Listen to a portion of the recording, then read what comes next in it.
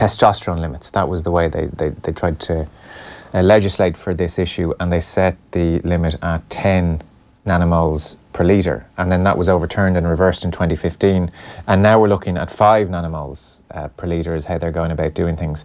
Like, it's interesting when you're trying to even govern this, that even when the testosterone levels were at 10 nanomoles per litre, Caster Semenya, for instance, was still winning gold at World Championships and at London 2012. So trying to find the right line here arbitrarily is going to be tricky. Yeah, I mean, Ross will know more about the actual levels than I do, but from my reading of it was, I think what they did was, initially they looked at women with polycystic ovarian syndrome who produce, again, a lot of testosterone, and they went 5 standard deviations above that. So they were saying, okay, this will encompass every woman. And they then felt that 10 was too high, and now they brought it back down to 5. Now, to put it in perspective, most women are probably 1 to 2. You get some females maybe up in the 4 to 5, but the vast majority are 1 to 2. My view is that, I mean, Caster was born a woman. She's a legal woman. She competed as a woman. And I always give the example of the Finnish skier, Eero Mantraranta. And he competed in the 60s and 70s. Phenomenal skier, competed in 4 Olympic Games, won 7 medals. And after he retired, you know, with the improvement in genetic testing, they found that he had something called primary familial and congenital polycythemia, which means he produced a lot more red blood cells, so it increased his oxygen carrying capacity by 50%. Now, if Caster had that and she was running 156, 154, and there were no external features that would indicate that, you know, there was any issues, we wouldn't be having this debate. Yeah, no problem. Wouldn't be having this debate at all. So I think that she was given a genetic gift. I think there's a huge issue with the whole area of differences in sexual development. But I think for someone who was born a female, competed a female, was legally a female, and is given this advantage, I think it should be acknowledged. And I think it's the way she has been put through the ringer. I think, for me, that's the worrying. And I think that's why it's important that we do sit back and we take this extremely slowly, because what she has had to endure over the last 8 years, no female should have to endure that. So are you fully of the opinion then, with regard to how you govern this issue, that she was born and reached her potential very naturally, gifted, you know, genetically gifted in this respect, that therefore it's tough luck, she's just genetically gifted in a different way to Usain Bolt? Yeah, and we should accept those unique gifts that she currently has, and accept it and admire her for the phenomenal performance. I mean, she just doesn't stand on the track and put on these wonderful performances. I'm sure Ross knows more than I would on this. I'm sure she trains extremely hard. Yeah. So that's the manifestation of a lot of hard work and a genetic predisposition as well. But most elite athletes, to some extent, sure. No, and we like to throw this out, but the bottom line is, if you stand on the starting line of an Olympic final and you're drug-free, you're probably a genetic freak.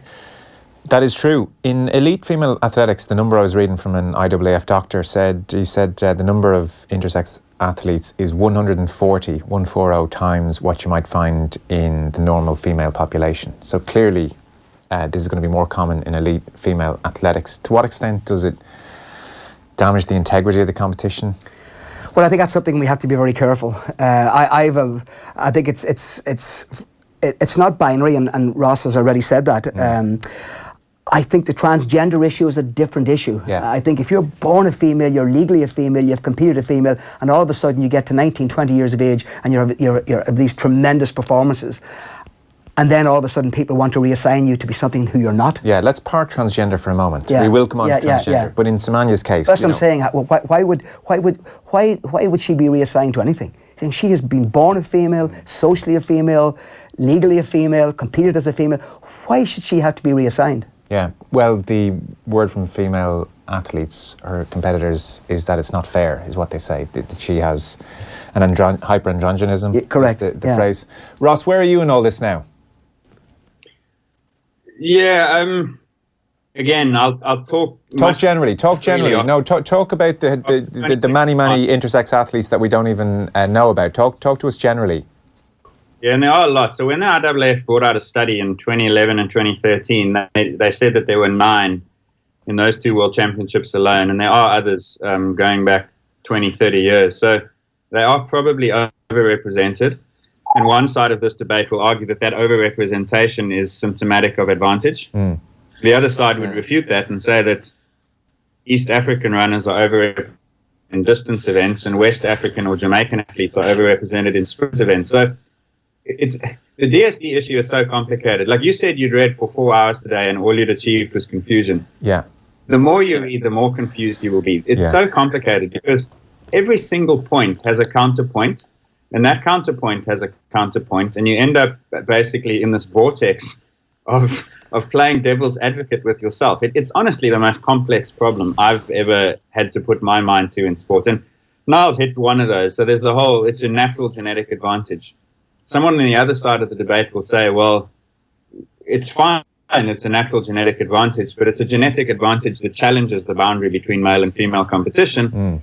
Therefore, we can't treat it like height in basketball, like red blood cell counts in cross-country skiing, because we don't have categories for short people in basketball and for people with normal red blood cell counts in skiing. So that's the counter-argument.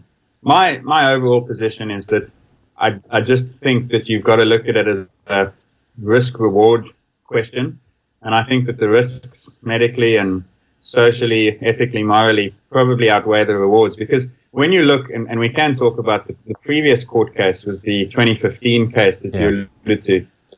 The courts were very clear there that conceptually, having these high levels of testosterone might provide performance advantages. So no one would dispute the fact that testosterone is important for performance. But the key, according to the courts, and this is where I came to realize this over 2016, 2017, looking at the evidence, is that you have to be able to quantify the magnitude of the advantage. In other words, it's not enough to just say that there is an advantage. You have to also quantify what's the size of that advantage and so forth. So that's where you lead on the path of evidence, and you ask, well, what's the quality of the evidence and so forth. And that's why the 2015 case was one, and I think that's the big challenge in terms of regulation of this area, is the quality of the scientific evidence. And so that's basically where I stand, is I play devil's advocate with myself, not on purpose all the time, but just because that's how complex the issue is. But ultimately, I fall on the side that Niall's just described, is it's very difficult to bring oneself to accept that you can tell someone who has never effectively changed lanes which lane they belong in. Yeah. I think instinctively a lot of people feel that way when they read even just the basics of the Semenya case, that she is who she's always been. It's all natural. I saw Dr. Stefan Berman, who at the time was saying it anyway, I presume he's still in the position, was an IAAF doctor. He was their health and science department head of it. And he was saying, and he said afterwards he was speaking in a personal capacity, but he was in favour of a third category for intersex athletes, and he was saying that could even come into existence in the next 10 years. Is that a good idea, Niall? Well, it's certainly a possibility. It's something that we really have to discuss if we're going to be fair to women athletes in general. I'm not too sure if we would put the differences in sexual development in this category, because if you're born female and you're socialised female and you get to 18 years of age and somebody tells you, oh, by the way, you're not female, you're something else. Horrific. That's horrific. Horrific, yeah. It's horrific. And would any of us feel good about that? So as I said at the beginning, it's an extremely, to be fair, when the Semenya, initially her performances, I was opposed to her. But then when I read about it as well, and I thought long and hard about it, I just said, you know, this is who she is, and why should we change who she is? You know, if they really want to be fair, once you start chemically altering as well, I have a huge issue with that. I mean, I did a study a number of years ago and we did it in men. We did a pharmacokinetic study where we increased, this is in elderly men, we increased the testosterone back to physiological levels, because we lose it as we age, and then we put it to 6 times super physiological levels. And then we had them exercise and did nuclear imaging. And some of the men had a tremendous response. Other men had no response. So it's not binary. Physiology is very, very complex. And I think we have to be very, very careful when we have a one-size-fits-all. It's just not that simple. And is there any concern that very promising athletes in their teenage years will realise they don't have a hyperandrogenism and say to themselves, well, there's no point in me continuing to compete at an elite level as a female? That's quite a distinct possibility. In fact, as of 2016, Of the 216 athletes who were banned for doping offences, 56% were female, and 30% of those were taking testosterone, androgen. So obviously, it does. They say now there are other people. The benefits are obvious. If you want to look at the physiology, there's something called androgen insensitivity. So even if you take it, you take the testosterone, but it has to open a lock and manifest and initiate biological reactions. And some people, they're insensitive to testosterone. So it's a really, really complex issue. So it's not binary. It's not black and white. Yeah. Ross, do you share concerns that very promising female athletes will be put off the sport when they realise they're not an intersex athlete, can't compete with an intersex athlete?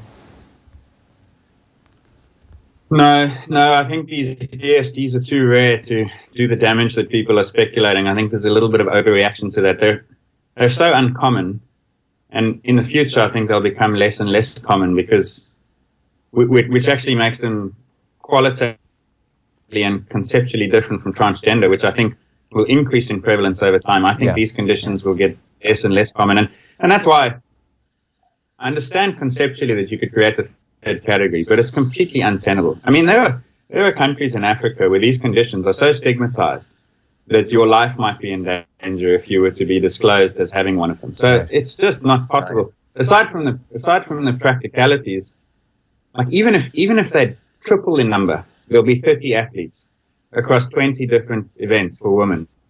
You can't have a category with only 30 athletes across 20 odd different events. So that, as a solution, whilst I understand the concept, it's just untenable practically, and socially would be enormously damaging. If any athlete has seen what Caster Semenya has gone through, would you think that athlete would want to declare themselves as having one of these conditions? No, it's been horrific. And sorry, your line was breaking up slightly there. Why will NSD athletes become fewer as time goes on?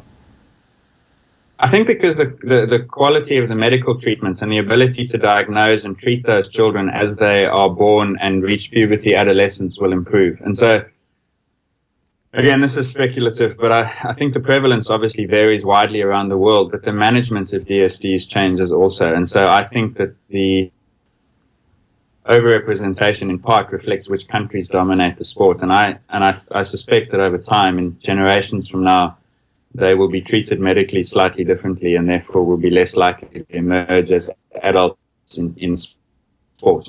Okay. Do you know what? I tell you what, we're just going to give you a ring back. We might get you on the phone even just to make sure your line holds up. Final thoughts on this? We'll move to the transgender issue. Any other points you want to make on this? I was going to say one of the issues is if one of these DSD athletes puts a world record out of sight, will there always be an asterisk at that world record? That's the big issue. And is there a possibility that they could put the record so far beyond the reach of female athletes? So therefore the event itself becomes a bit of a joke. You realise that it's just not attainable. A bit like the women's 100 metres at the moment. Women on drugs. The 1980s. Yeah. So I think that's an issue, because every person that starts in the sport, you want to think, well, I can attain that. I would like to break a world record because I'm a female and et cetera. So I think that's one of the issues I would have probably long term if Caster did, if she broke. It's not Kratzveld it's the Czechoslovakia woman. So if she broke that record, that's held since the 1970s. I mean, that's a pretty tough record to break. It won't be broken in our lifetime. Yeah, well, you just don't know. Yeah. DSD, by the way, I'm sure people, I know the language it's difficult to follow. Differences in sexual development, DSD athletes. We'll get Ross Tucker back up on the line before we move on to the transgender issue. I think we getting him back up, fellas? Trying, okay. Let's move on then, because Ross made the point that, interestingly, he thinks with treatment, the DSD issue is going to become a smaller one as time goes on, whereas the issue of transgender athletes is going to become bigger and bigger and bigger very, very quickly, probably. I think maybe we're all unprepared for what's coming in the next generation. So discuss this in broad terms, and there's probably even more sensitivity around this area. Yeah, look, we all know society is changing rapidly, and it's becoming much more acceptable for people to come out, as transgender.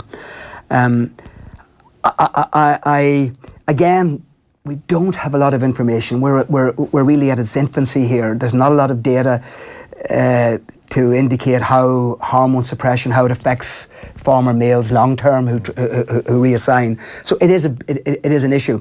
One of the things we need to be aware of, I think legally, you're not allowed to suppress testosterone or to start the process until you're over 18. Okay. So the big issue here is, Is that everywhere, Niall, or just in Ireland, or? Well, certainly in Ireland. Yeah. Certainly in Ireland. Okay. It's not legally you can't do it. So is it fair for a transgender male at 15 who has all the advantages of being a male at 15 to compete against females, knowing that males tend to have a 10 to 15% advantage across the broad spectrum of sports? That's a big issue. And that's a bigger issue. Will it turn a lot of girls off participating? There's a recent event in the United States in Connecticut, at one of their state indoor meets, where 2 young men reassigned and competed. I believe it was the 60 metres, I may be wrong, but they broke the state record. And not alone were the girls upset, but a lot of those girls were expecting to be in the top 3 or 4, sure, so that they would get athletic scholarships. So there are much bigger issues here. Yeah. So I think that's something that really has to be addressed, and that we need to have clear guidelines on that very early. Yeah. Then the whole issue of then reassignment later in life. I mean, what normally happens, and we do know that when testosterone levels are suppressed, that performance levels do fall, and they fall pretty rapidly. But, they still have a bigger heart, they still have bigger stature, they're taller, they're bigger, they're stronger. There are residual benefits. Correct, and are they going to give them residual benefits? If you go to play, for example, contact sports like rugby, or even our own Gaelic games or hurling, there are, again, serious issues that need to be addressed. And I think we have to be fair to young girls to make sure that the playing field is level for them. I think that's very important. Mm. And then where do issues like inclusivity and equality come into the conversation? Again, hugely important. And we don't want to be divisive, we don't want to be exclusive, but there has to be a fairness, a broad sense that we're being fair to everyone. And if someone reassigns and they want to compete as a female and they have residual advantages, we need to get data on that. And as Ross said, we need to be able to put a number on that. Is it what % advantage do they get? And is that within an acceptable limit that we think it's fair that they would compete with girls? Ross, I think you're back with us. I'm back, yes. Great, okay, so we just started the conversation. We just moved to the issue of transgender athletes. It was interesting you said, this is going to become a far bigger, the prevalence of this is going to become far bigger as time goes on. So in broad terms, talk to us about where you stand on this issue. Yeah, I think for every DSD athlete, you're going to have 10, 20, 50 potentially transgender females. So I did overhear the last minute or so of what Niall was saying, and it sounded like he was speaking great sense. I would love to be able to openly accept any transgender female into sport and happily concede that there's no residual advantage, for want of a better term. Mm. But I think we have to have the conversation about whether that exists. And the most obvious places where that conversation is necessary are sports where, let's call it the somatotype, in other words, the body shape, because that's the one area where testosterone reduction won't change 25 years of history. Mm. There's some data. There's a transgender woman scientist called Joanna Harper who has done some research on herself and a few others where she's documented, for instance, running performance. And her thesis is that when you remove the testosterone, either surgically or through medicines, the athlete's performance goes back to the same level in females as it was when you were male. So in other words, let's, for argument's sake, say that you were ranked in the top 5% as a male, you will be ranked in the top 5% as a female. So that's encouraging for those sports. I'm not 100% sure that it's necessarily always true. It's probably more complex than that. Mm-hmm. But that's fine. I think most people could accept that if it was so simple as to reduce the testosterone and you now start competing as a female, you end up exactly where you started as a male, but in a new category. Everyone's happy. The problem is, and there have been a few high-profile cases of this recently, where you get an athlete who has had the benefits of growth, stature, skeleton, bulk, size, height, limb proportions, all these things that are associated with testosterone and being male through puberty and adolescence, and then you can't reverse those. And so now all of a sudden you have a situation where everyone else may be in danger from a player welfare perspective. So I work in rugby, and that's one possibility. That's what people are nervous about for this particular sport. So there needs to be, I think, a data-driven approach to that. And I'll give you an example. Is in men's rugby, for instance, let's say the average mass of a professional rugby player is, for simplicity's sake, 100 kilograms. There are men, there's a guy by the name of Will Skelton from Australia who weighs 140. So he is disproportionately large compared to other men. Now, nobody says he's too large and therefore too unsafe to play against. So the question I would be looking to explore for contact sports is what's the equivalent of Will Skelton for women, and do transgender females violate that upper boundary? I don't know if that makes sense, but you have to, because you can't allow an outlier in men and just say, hey, biology, and then stop a transgender female from competing when they're not even as much of an outlier as that. So that's the approach I would use on contact sports, where size and bulk and strength and so forth matter. But the reality is, like Niall mentioned, we have to quantify the advantage. I can't see how you do that unless we have hundreds of these athletes whose performances we can track over time before and after they reassign. So that sounds very difficult then. It's a pretty, it's difficult, but certainly doable. And I think unlike the DSD, I think if governing bodies of sport got together and funded, because it's a lot more open, society is much more open to gender reassignment, and people are more likely to do it now than they would, because it's more acceptable. So I think maybe the time is to bring scientists who are experts in this area, and maybe over the next decade, is to try and accumulate, because once you have the empirical evidence, it makes it a lot easier not easier, it certainly will a little bit easier to make those decisions. But at the moment, as Ross said, we're making it on gut feeling. We're trying to be fair, and you're fudging and here and you're fudging there, but it's nice to have that hard empirical objective evidence. Yeah. So, do you want to take rugby as an example, Ross, and develop the point as to what, how exactly would you measure things like safety? I can try. I'll be honest, I haven't given it that much thought. I mean, I've literally been thinking about it for a couple of days. I would go back 20 years and assess the range of, let's say your admittedly simplistic assumption is that safety is proportional to size. Yeah. In other words, when there's a massive mismatch between two players, then safety is affected. So a very small player playing against a very big player. So the question you'd want to ask is, what's the biggest gap in size that is acceptable for you safety-wise? Now, you can't study that empirically. You can't do a randomized trial where you let really big people play with really small people and see at what point the injuries really spike. No. So I think the only way you could do it is by looking historically at what the normal spread is of men's size, stature, height, mass, bulk, etc. I mean, we don't have data for muscle mass and fat mass, so we've only got crude measurements. And then basically transpose that spread onto the women's competition and theoretically argue that if a transgender female exceeds those limits, the upper boundary, then you might need to have a separate policy for the sake of safety, player welfare. Okay. But I legitimately don't know how you do this in an ethical way. And so it's not dissimilar, again, to something I'd said about the DSDs. The good research in this area would be unethical, and the ethical research is just not very good. So we're going to be left with some degree of scientific compromise, and that opens the door, because it's such an emotionally charged issue.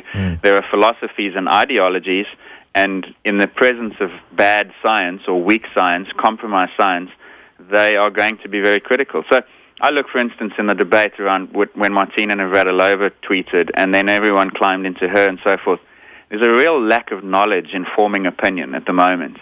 And so people don't understand that these athletes do lower their testosterone, and that does have implications. So it's not as though you simply change your mind one day and decide to compete as a male. There are medical consequences to the reassignment which will affect performance. So I would just encourage people to be informed before they speculate and accuse one another of various phobias or ignorance and so forth. Well, I was looking, the Olympic movement do have guidelines on transgender athletes and have had them since 2003. I think the latest revision was in 2015, if I'm not mistaken, and they require that trans women athletes declare their gender and not change that assertion for 4 years and demonstrate a testosterone level as well for at least 1 year prior to competition and throughout the period of eligibility. I don't know if that is still the rule, but it was a working solution, certainly for the 2016 games.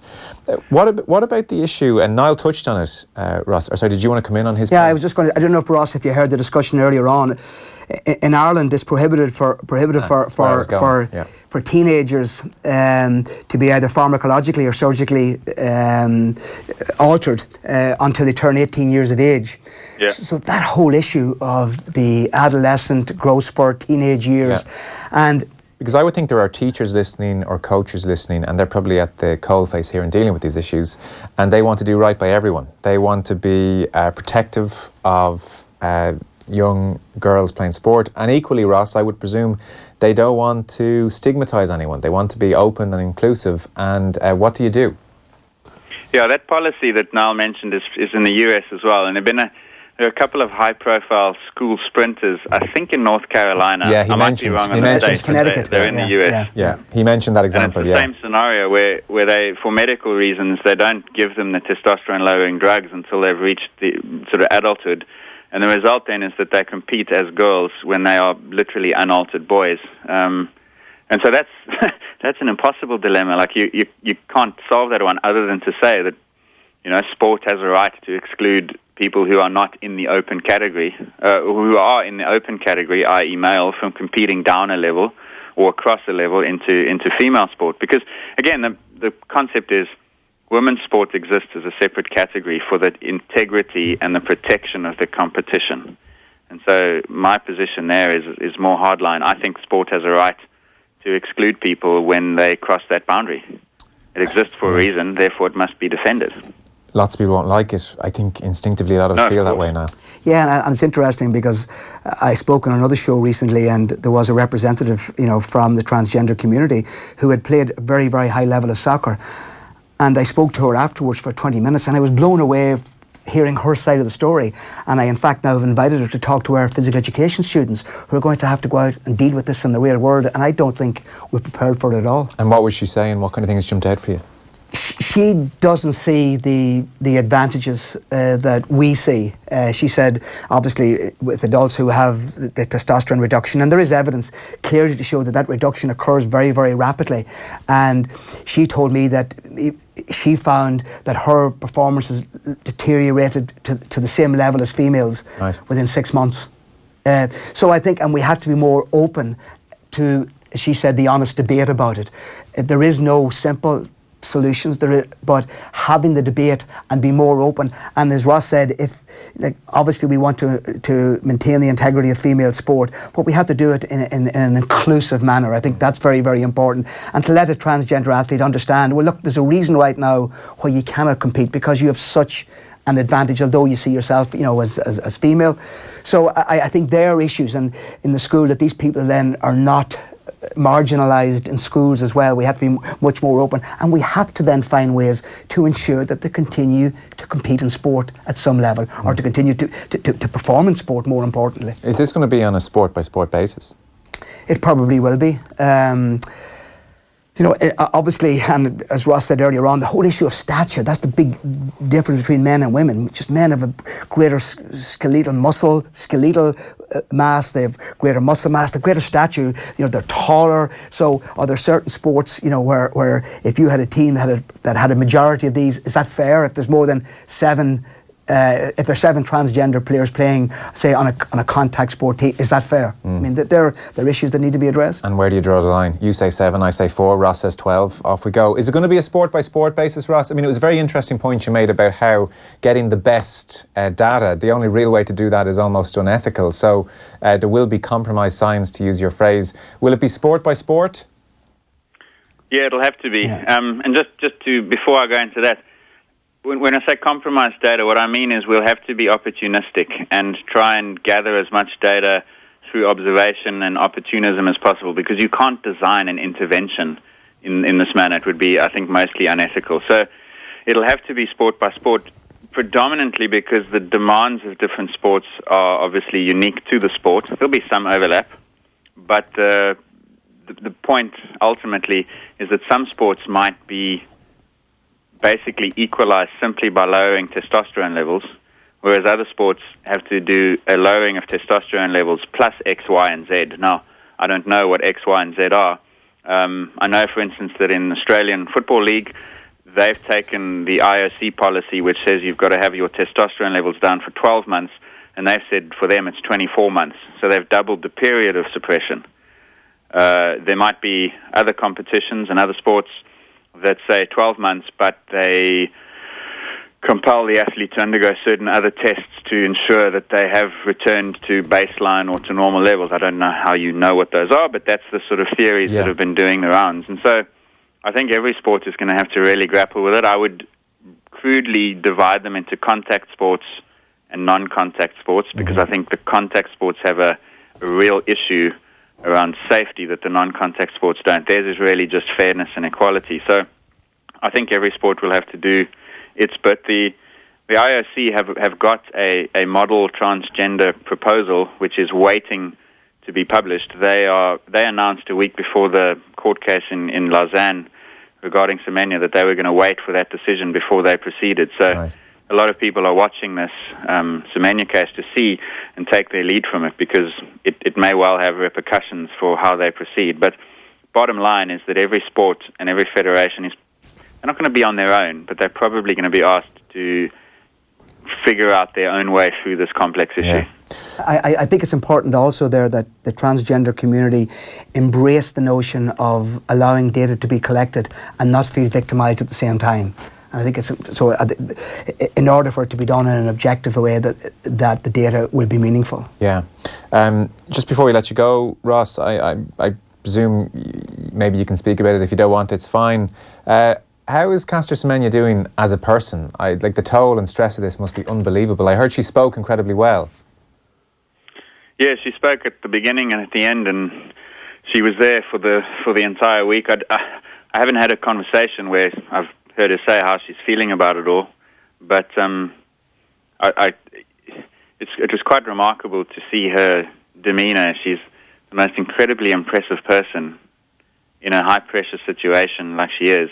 It's not a high-pressure situation, it's an invasive situation, and I was actually, it's the first time I've really had any length of time with her, and I was absolutely blown away by the way she handles herself and the way that she's unbelievably composed and warm and congenial and greets people and so forth, even people on the other side of that particular case. I honestly could not have been more impressed with how she managed herself in that process. Niall, I'll give you a final word, because I appreciate you both coming on and talking about these issues. Live radio can be a cruel mistress. Is there any broad point you want to make then about the whole area or the discussion before we go? The important thing is we're having the discussion. I think that's very, very important, and that we do have an open and frank discussion, and we continue to have it, so that people out there listening, who sit in that transgender domain, feel that are in the DSD domain, they feel that there is a future for them in sport. Okay. Ross, appreciate your time as ever. Thank you. No problem. Thanks. I'm sure we will have many more discussions on this issue. Yeah, I would think so. Do come on and talk when the Court of Arbitration ruling is in. That'd be great. And Professor Niall Moyna. Yeah, thanks. Professor Niall Moyna. Great to have you in. Thanks so much. Appreciate it. Thanks very much. Off the Ball on News Talk. I love the way that Shane Ross's diatribe was aimed at an Imelda Munster. And it's just brilliant to know that the Sinn Féin contains the Munsters and the Addams family. Irish people aren't very good at multitasking, so I couldn't imagine us being able to hold up a camera and have sex at the same time. It'd be just too much for us. Put it down. Get a tripod. Hear the full You Couldn't Make It Up podcast at newstalk.com and on the News Talk app.